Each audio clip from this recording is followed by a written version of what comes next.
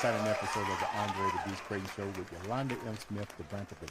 It's a beautiful day outside, and I am pleased to have by Zoom all the way from North Carolina, not Miami Vice, but the one, the only, the best top band going today, streaming on all the social medias, no other than the one, the only, Major Vice.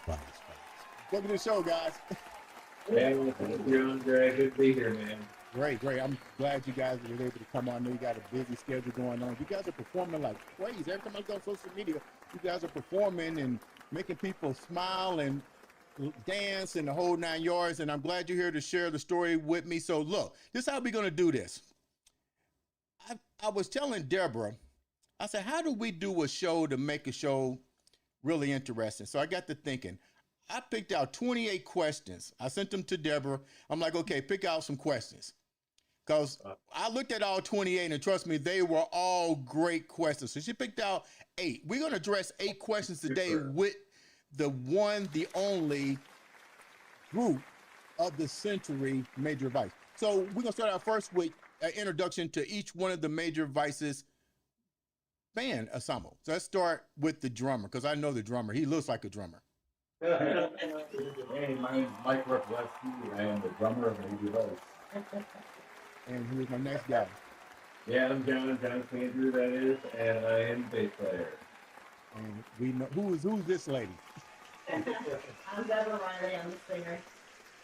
And the next guy. I'm Monty Carroll. I play keyboard.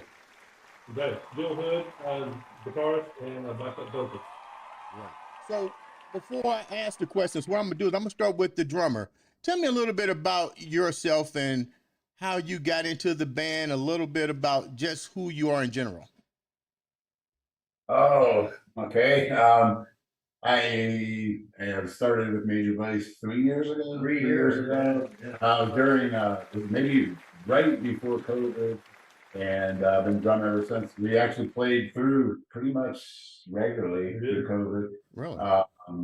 I've been playing drums since I've been 7, 8 years old, and just love what I do here. Love playing with the band. These guys are great people. They're all my friends. Other than being these fellow musicians, we're friends as well. So very enjoyable. That sounds like one. Next guy, tell me what's going on. Hey, I'm John. Again, I'm the bass player, and I founded the band. I'm the only original member. Over the years, it's been through a lot of changes.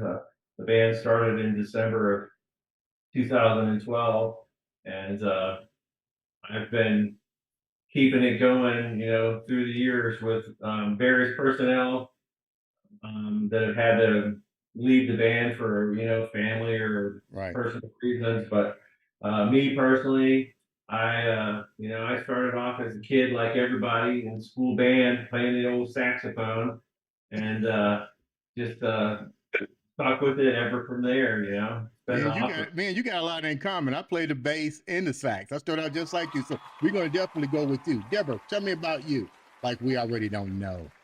I started singing with Major Vice about a little over a year ago. I'm new to the whole music community. I've only been singing for about 7 years, but I'm having a great time. I like that. All right, my Mick Jagger look-alike. I'm Monty Carroll. I'm a keyboard player. I'm a classically trained pianist. So I've been playing all my life. I've played in rock and roll, smooth jazz, R&B, funk, a little bit of country. But I had the opportunity almost a year ago to join Major Vice, and I'm so glad I did. It's an absolute pleasure playing with these talented and fun guys. Sounds like a one. I like that. Last but not least. Guitar player on left. Joined the band, I guess, 3.5 or so years ago, right before the pandemic. Again, great people to work with and to be with and be on stage with and to be a part of something that's so exciting. Both we put the work into it, don't get me wrong. It's so exciting to have just this natural flow between us as we're playing. And that and the audience, the electricity that we get back and forth with those guys just makes it such a pleasure. I got to back up and tell you that I started playing drums when I was about 9 years old. Uh-huh. Played drums until I was about 15, and I figured out at one point, the drummer's always at the back of the stage. The guitar player's at the front, the girls are, I want to play guitar. And then you play with guys like this beast over here that, Yeah. love Mike. So, You couldn't MVP. So what I'm going to do is I'm going to start out with the question and the answers. This is like a Jeopardy show. So we're going to start with the first one. And the first question, either anybody can answer this or all of you guys can answer it. No, it's going to my man, the bass and the sax player. What is the story behind the band? Well, as mine says, most of us have been in and out of bands for years, and so when I relocated here, the first thing I did was hit the ground running, looking for bandmates and a new project, and so I reached out to local venues, other bands, went out to see them play, and that's how Major Vice kind of originated, just through the local community. There's a really great community here, and we're really glad to be part of that. And so the Major Vice story is just really a small ripple in a big pond of music here in Raleigh. So You great said to be you part of that. landed. You said you landed in Raleigh. Where were you originally from, and were you involved in the band previously? Oh yeah, I grew up near Cleveland, Ohio, and I've been in and out of a lot of bands, rock bands, Yeah. jazz band. I played in a playhouse and some pit bands for various shows. So I'm pretty much not a lot of country. I think Monty's maybe the country, but yeah. What The part of major Cleveland? What part of Cleveland area? What areas of Cleveland? east side of Cleveland, Willoughby, Mentor. Yeah. Okay, I lived in Avon Lake. Oh yeah, that's just on the other side of town. Yeah. So you went all the way from Cleveland to North Carolina? Yeah, by way of the South, Mississippi mainly, Okay. Florida. I'm just military, so it's a long 30 years that, brought me here about 10 years ago. So to keep the question aimed at you, this is your band. Did you have a Major Vice in the Ohio region, or you just what was that band like? And going from there to where you at now? Well, we were kids then, and the band was really a bunch of high school buddies at the time, What was and the name of the band? Nightwing. Okay. Yeah, and of course we had this baseball jersey T-shirt with a Yeah. bird on it. It was kind of crazy, but yeah, first song I ever learned to play was "Cat Scratch Fever" by Ted Nugent. And that was cool. I was guitar then, but we had three guitar players and no bass player, so I switched over to bass, and it's what I've been doing ever since I 12, 13 years old. What makes this band different? You went from a teenager to where you at now. What's so special right now? You said you went through different individuals coming and going. The talent level of this band, I mean, individually, there's not a person in this band who couldn't make their living playing professionally. None of us do that, Right. but everybody who's in this band is a master of what they do, and so we, talent wise, have what it takes to be out there touring at a pro level, but we choose just to be buddies and keep it fun. So I'm going off script for a little bit, Deb. I'm gonna get to all your 8 questions. Trust me. Still going with this. What have you seen? You guys have all been musicians for quite some time, and I'm pretty sure you guys have other professions as well. But my question is, what's different? What have you noticed different with playing live versus what we hear on the radio and so forth? Because trust me, I love Metallica and Pearl Jam, and I would love to hear that kind of music again. So from you guys, either one can answer this question. What's different now? Why have we lost that inability to show our talents that you can play the drums, you can play the bass, and you can sing, and you can come together and make beautiful music? Anyone can take that question. I mean, I think that just music in general has changed. You know, younger generations, they're playing a lot of synthesized music or, you know, recorded music. There's not, I mean, even in this community, most of the bands are all people our age. You don't see a lot of young, there's a few younger bands, but I think that, and then we get these young people at our shows that will Shazam our songs. Right. They'll be like, oh, what is this song? And we'll be like, it's Journey. So I think that the rock and roll era has changed significantly, and I think we're all just kind of doing what we can to keep it alive. What does that mean? They should Shazam you. I remember Shazam. That's a superhero. That means like, wow. You know, what does that mean? Little app that will, you can hit it and it'll tell you what song is playing.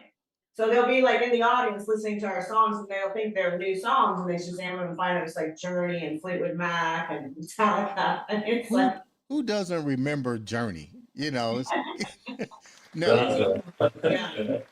I'm gonna go with the next question that Deborah choose to pick out of my list. What other artists or band do you guys draw your information from? Somebody better say Journey. Boy,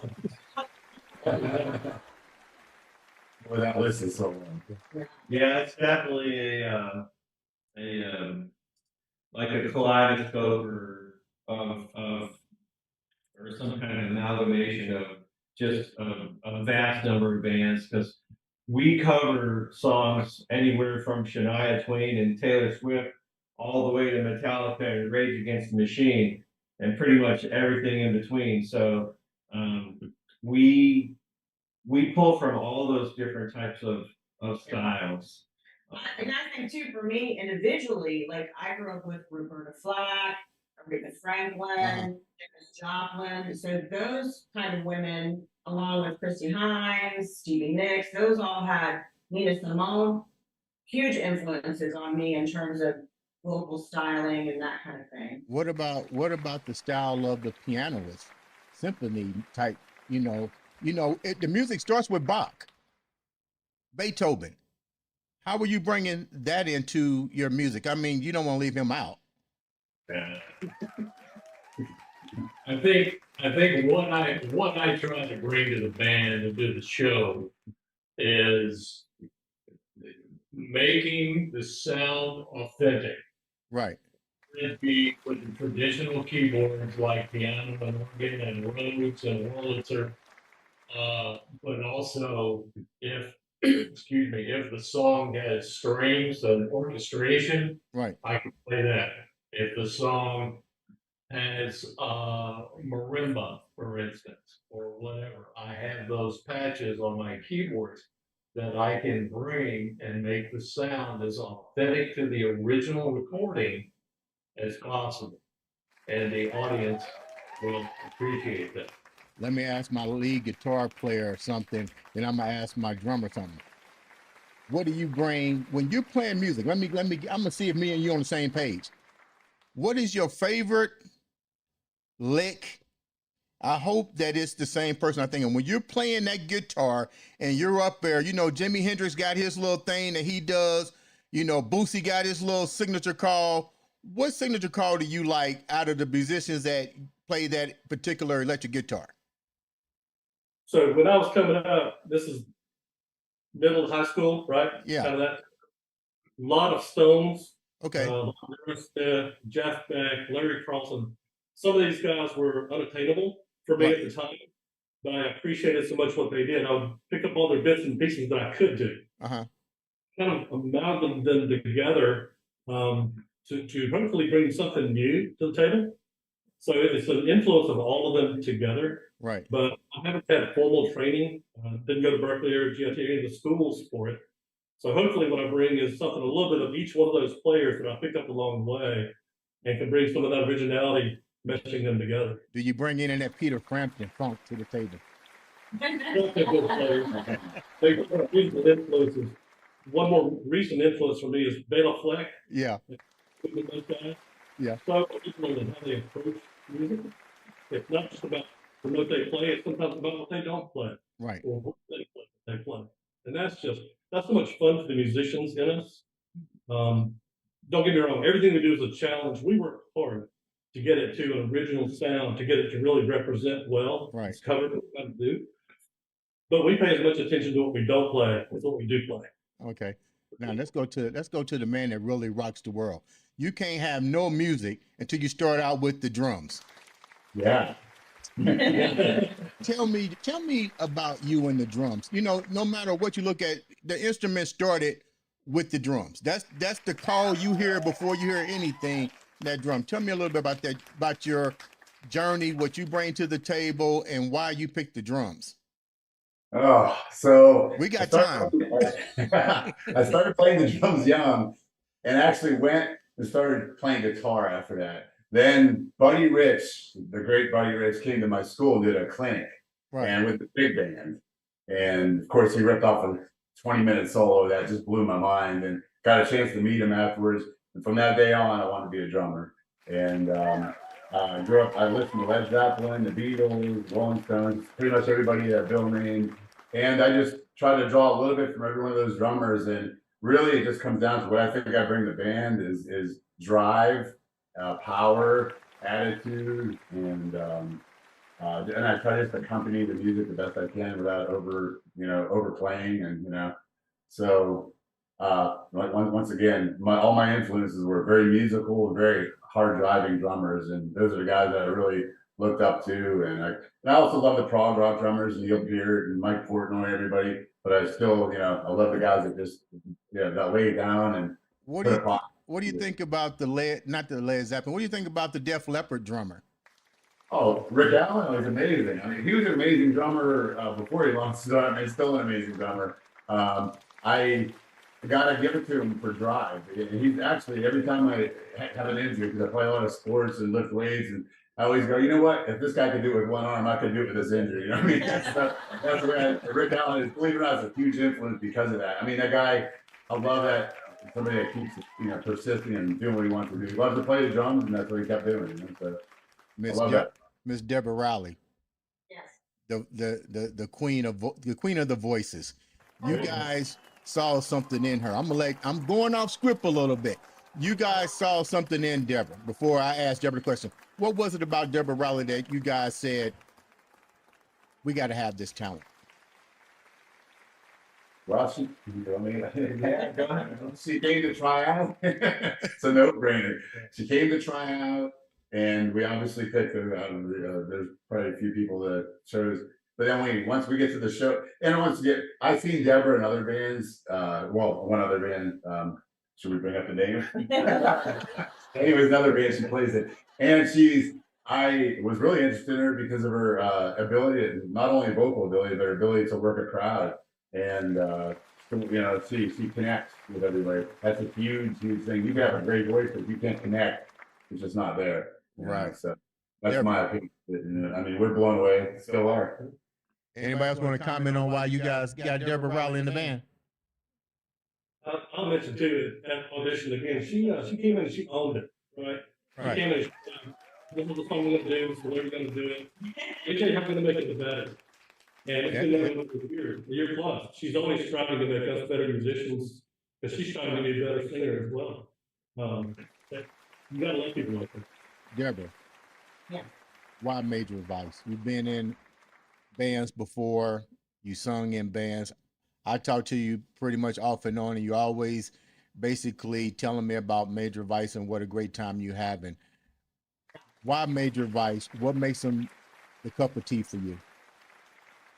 Well, I think the biggest thing is that they're all willing and open to explore different kinds of genres. These are not cookie cutter musicians. They all have their own individual talent and their own level of creativity and their own level of risk that they're willing to take creatively. And for a singer, that's the sweet spot, because I don't want to just go in and do, hit me with your best shot like every other female lead in the area. You know, I want to go in and say, hey, what do you guys think about me singing a Metallica song? What are you guys thinking about throwing in Donna Summer into the mix? And they're all open and willing to it. That is like too deep. Now, let me go to the next question. The next question for $500. Okay. It says, you must say a lot of things from the stage in the audience. Any funny stories? A lot of nice stories on the stage. I think one of my favorites, we were at Saints and Scholars, not the most recent one, and we were playing indoors. And there were some drunk females that were very interested in the drummer, we'll just say, making the sexy eyes. And one of them did the splits on the dance floor and then fell over in the dance floor. I missed that. But notice it. But I think, did she spill your drink or something? It was great. And then she hopped right back up as if none of that happened and resumed her sexy eye contact. So That's why he's the drummer. All right, our next question. You guys spend a lot of time together. I would imagine playing and rehearsing. Does it feel like it's a family, or does it just feel like it's work? We do a lot of work, but it never feels that way ever. So yeah, we're friends outside of work. You know, we go and we hear other bands play together, not only because it gives us something fun to do, you know, outside of, you know, when we're rehearsing or playing shows, but also it's a learning opportunity for us too, when we can, you know, see what other bands are doing in the area. But yeah, that's one of the things that I love about this band is we do work very hard, but it never feels that way. Now, I'm gonna go out script, Deborah, real quick before you. Other thing I really like about this band is I feel like everybody has each other's backs. Do you know what I mean? Like, Okay. there's some drunk guys, you know, that can get a little bit too much. They're always there to look out for me, make sure I get to my car if I want them to. You know, it's like it feels like kind of like sibling. You know, like I have that. You know, I can count on. You guys have Deborah Riley there. I know Deborah. So it's cool to know the good stuff. When have you guys actually got into and say enough? You got to have those moments. And what was that particular moment that you guys remember? Because believe me, everything is not peaches and cream. I know. I have a co-host. Yeah, but mainly, you know, we will have a closed door conversation on a rehearsal night, and there hasn't really been, honestly, too many of those. Maybe twice this year we've sat down and just talked about who was maybe not focused on a particular song or a particular show. But yeah, that's a great question. But fortunately, we haven't really had any like knockdown, drag out kind of occurrences. And that, again, like Deborah said, I don't think we've even raised our voices. yeah, yeah. You do know that Deborah's a therapist. Yes, I do. She's got us under the spell. Yeah. So Nope. I'm gonna ask the next question here. Prior to Deborah joining the band, you guys had male lead singers. How was it different for you guys to have a female lead singers versus having a male? Good question. Now she didn't write all these questions by herself. I sent it to her and she kind of tweaked it a little bit. I personally, I nothing really changed. Nothing really. It was terribly different. We had to change some songs, of course, just because of range and everything like that. But I don't know what you guys. But overall, I think it actually widened the of our ability to do different songs. There are some songs that we don't do, like Mike said, but there's more songs that we've been able to add than we've not been able to do. So it's really widened our ability to do various That is a good question. Deborah is a female lead singer, but what happens when you guys have a song that you need a male voice? Which one of you guys takes the mic? All of them. Well, first of all, Except there's me. no song that needs a male voice. Oh, okay, okay. We have to change. I knew that was coming. Yeah, we have to change the key. Yeah, Denver can pull off quite a bit of things. Look, she hurry up and act like a lion on that one. Let me clear this up. I'll run this. Okay. Next question. I'll give you one follow up on that too. You'll like this one. So part of what she brings to the table again is a range we didn't have before. Right. We can the Journey and the Bon Jovi, which are very high male vocals. We were doing some Bon Jovi, and Deborah's like, that might be too high for me. Right. So there's a push. Yeah, Okay. that's right. Okay. All right. Our next question. What advice would you give to a new band starting? That's really good. Because now, like, we see a lot of, like Deborah was saying, a lot of people can dub music, go online. It's really not that, I'm not even gonna say it's not creative, because it is creative. You gotta basically have open mind. But what is it like to start a band? And what would you recommend for people? We could all get over that. There's a lot of answers to that question. Yeah, obviously, go see as many other bands as you possibly can. Look and listen to what they're doing, and play. Never. It doesn't matter if you. I've played shows for literally two people. My wife and the drummer's wife. We did an entire show as if there was 2,000 people there, and there was only two. And so I would say never miss an opportunity to play, because you're always going to be able to learn something from every event. Now, you did say something. Promote. Yeah. You did say something I thought was real interesting. I like how you said that you went and did your homework. So you're going out and you're looking at other bands. What are you looking for when you're doing your scouting? Well, obviously, we're looking to see what the crowd responds to, whether it's the song itself, a particular behavior that the people may have on stage, or the lighting. I mean, there's people. Their experience is not just what they're hearing, the vocals, Right. or the guitar riff. It's the whole package, So we're always trying to focus on what are we wearing, where's the light positions, because you can always learn something from what somebody else is doing related to any of those things. Another question. When you go there, what do you notice as far as mistakes that you see other bands making? What are some of the mistakes that you've seen over the years of bands doing that you said, we're not going to do that?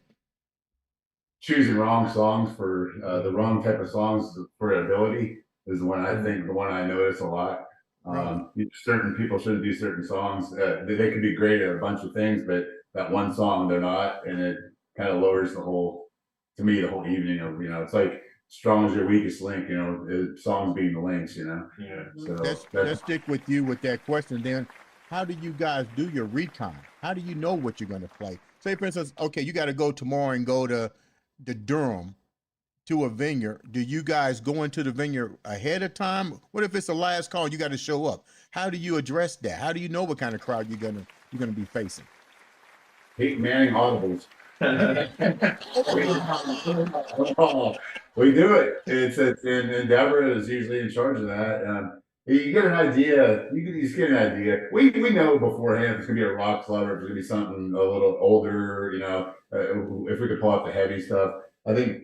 But we're getting into some new gigs where we're gonna have to really do some research, and you're probably have to go to the gig or go to the venue and ask some questions and see who's playing and look at their band list and listen to those bands online, see what they do. Right. I think one thing too that's important that we have the fortunate position to do because of the talent in this band. If I'm reading the crowd and I'm like, okay, like we just had this happen at the beach last week when we performed. I wanted to do a female song. I jumped out of the set list. I said, let's just do this song right now. And they all have the talent that they're like, okay, we'll just switch it up. We'll do it right now. And then we were able to sort of speak to the crowd in that moment. What made you notice to switch that song up? What was it? What kind of signals were given to you that you saw it? There were some single women that were trying to come out on the dance floor, and I knew that Shania Twain would bring them out. And so I said, Shania Twain. And it did. Yeah. Okay, let me get my next question. We're almost done with the question and the answers. So, what is the worst, what is the best and the worst thing about being in a successful band? Heck, I can answer that question. I mean, I don't totally get it. The best thing about it is that, you know, we get to get on stage and do what brings us joy and bring joy to people who are watching us. I mean, there's not very many people that get to say they get to do that. Okay, okay. Anybody else want to comment on that? Yeah, one of the challenges about being in a successful band is that we oftentimes have to pick and choose between opportunities, and we have to turn down some shows that we would like to do because we can't obviously be everywhere all the time. And so we unfortunately have to turn down some good opportunities, but that's a blessing to have that type of problem.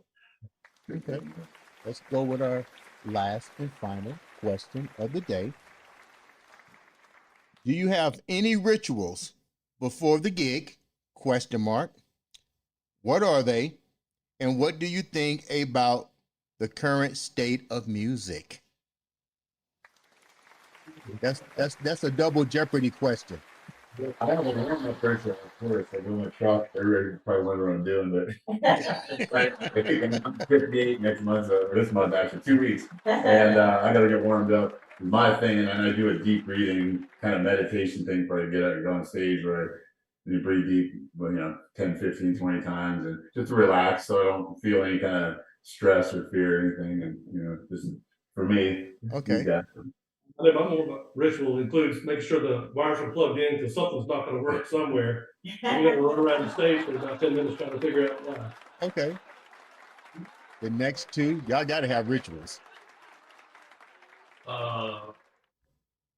Like Bill, just double check the connections, make sure the iPad is working correctly and the pedals are working, the volume is set properly on the keyboards and that sort of thing.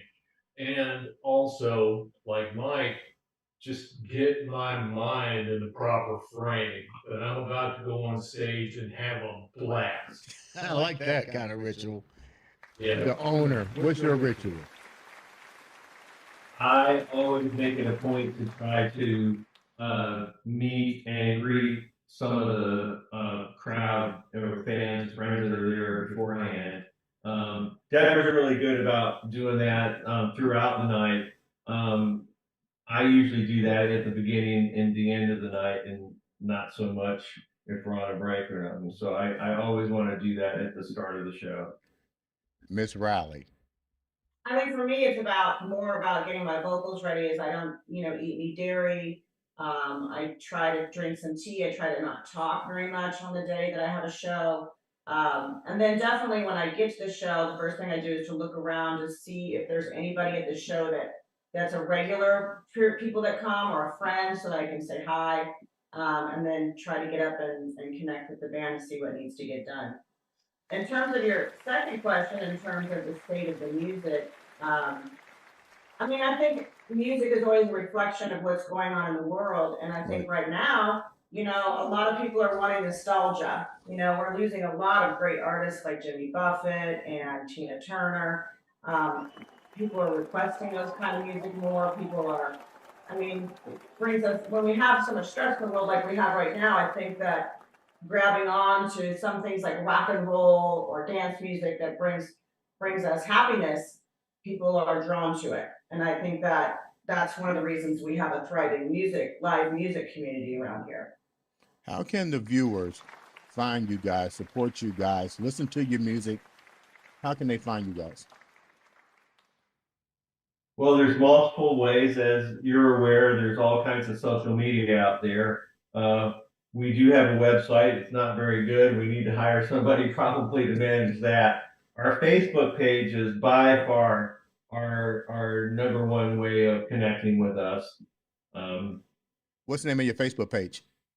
Major Bites. Yeah, Major People can Bites. also connect with me in my individual Instagram, because I always have all of our shows, and then on all of our individual Facebook pages, we also have our shows posted. Where do you guys perform the most at if people want to come out and actually listen to you guys in the North Carolina area? Where do you guys usually play at the most? A particular venue? Yeah. Yeah, I would say Max Tavern in Cary. It's been kind of our home base bar for about a decade.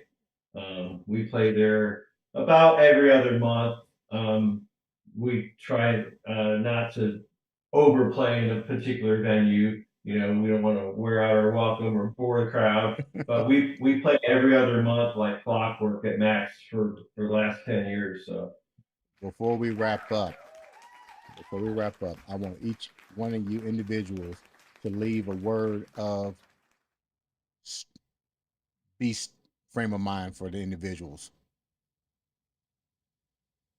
I think when I think of beast frame of mind, I think of,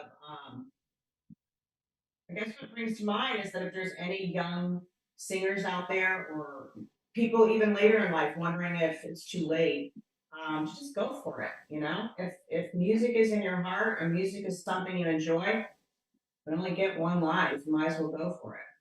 I like that. Next. I'm going to echo what Victor Wooten says, and that is play loud, play hard. There is no such thing as a wrong note. I like him. Next. My mother told me one time about taking opportunity. If you don't, you'll wish you had. Man, that's deep. I like that. Yeah. Okay. So just make sure you follow your passion. If it's something you love to do, don't worry about if people like it, or if you'll make money or can make a living. Do it. Fulfill your passion, your vision. Okay. Last but not least, the man with the sticks in his hand, the drum. Work hard and play hard. That's all I want. Hey, I like that. Guys, check this out. I'm greatly honored that you guys took the day to come and share your story with Andre The Beast Crayton Show. I want my viewers to follow you guys, Major Vice, North Carolina area. You guys need to subscribe, like, share, the whole 9 yards. Support what everybody's trying to do. They're trying to bring peace, harmony through the love of music. And I'm glad that you guys were here to share that with me. Ladies and gentlemen, this has been another exciting episode of the Andre The Beast Crayton. Thank you.